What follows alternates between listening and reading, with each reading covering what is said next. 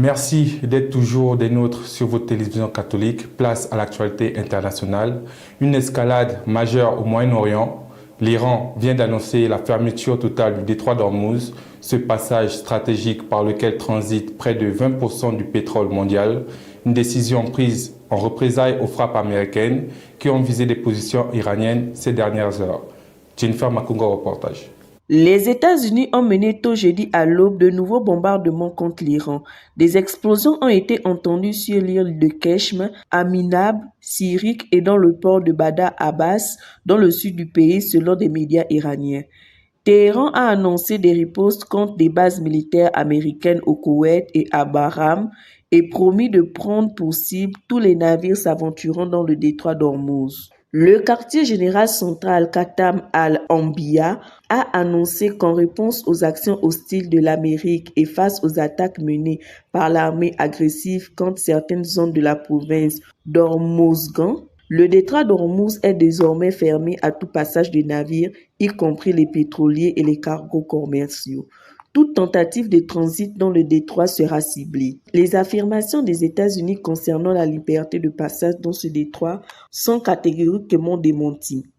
Dans la foulée, la marine iranienne, citée par les médias, a annoncé que 2 navires qui tentaient de franchir illégalement le détroit d'Ormuz ont été frappés, sans plus de précision. Washington, qui impose pour sa part un blocus au port iranien, a démenti tout blocage du détroit. Cette aggravation de la situation dans le Golfe continue d'alimenter la hausse des prix du pétrole.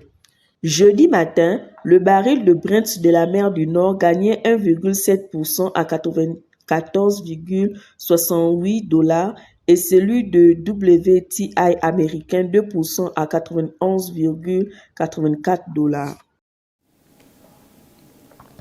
La Coupe du Monde 2026 débute ce jeudi 11 juin et pour l'occasion, ce n'est pas une cérémonie d'ouverture qui aura lieu, mais 3. Le Canada, les États-Unis et le Mexique organiseront chacun leur tour des spectacles avant leur premier match. Pour l'occasion, des stars africaines ont été invitées pour l'occasion. Reportage de Jennifer Makunga. 3 pays qui organisent la Coupe du Monde 2026, le Canada, les États-Unis et le Mexique, ont tous 3 souhaité organiser leur propre cérémonie d'ouverture de la compétition.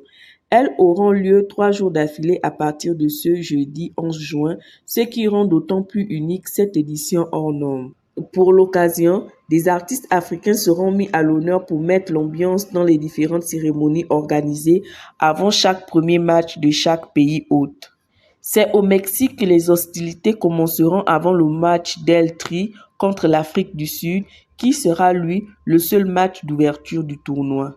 Même si ces 3 cérémonies sont programmées, c'est bien celle qui aura lieu au Mexique dans le mythique stade d'Aztec, rénové pour l'occasion, qui marquera officiellement le début de la compétition. Le célèbre chanteur nigérien Burna Boy va monter sur scène avec Shakira, côte à côte au milieu de la pelouse, accompagné de danseurs et danseuses. La représentation promet. Le lendemain de l'ouverture au Mexique, cette fois à l'heure locale de Los Angeles, où aura lieu la dernière cérémonie d'ouverture du mondial, la chanteuse sud-africaine Tyla va faire son retour sur scène. Le rappeur nigérien Rema sera également présent pour faire danser les fans présents. La plupart supporteront juste après la team USA qui entrera dans la compétition en affrontant le Paraguay. Un moment historique à Barcelone, le pape Léon XIV vient de bénir la nouvelle tour de la Sagrada Familia, une flèche monumentale qui propulse la basilique au rang de la plus haute église du monde. Avec plus de 172,5 mètres de haut, elle dépasse désormais la cathédrale d'ULM en Allemagne, une consécration pour l'œuvre inachevée d'Antoni Gaudí, commencée il y a plus de 140 ans. Jennifer Makunga, reportage.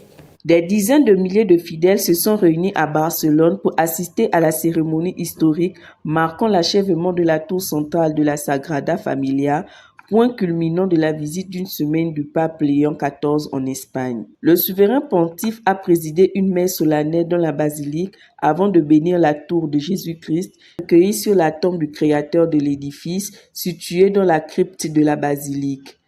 L'événement revêtait une portée particulière puisqu'il coïncidait avec le centenaire de la mort de Gaudí disparu en 1926. Considéré comme l'un des monuments religieux et architecturaux les plus emblématiques d'Europe, la Sagrada Familia franchit ainsi une étape majeure de son histoire après plusieurs décennies de travaux. La cérémonie a également rassemblé les plus hautes autorités espagnoles, parmi lesquelles le roi Felipe VI, la reine Letizia Ortiz Roca Solano et le premier ministre Pedro Sanchez, soulignant l'importance nationale de l'événement.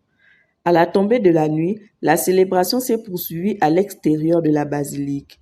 Illumination, feux d'artifice et spectacles de drones ont transformé le ciel de Barcelone. Les appareils ont notamment dessiné un portrait géant de Gaudí au-dessus du monument, rendant hommage à l'architecte tout en symbolisant l'entrée de son œuvre dans une nouvelle phase. Au-delà de sa dimension religieuse, cette célébration a confirmé le statut de Barcelone comme destination majeure du tourisme spirituel et de grands événements culturels internationaux. Avant de refermer cette édition, retour sur les temps forts de l'actualité de ce jour.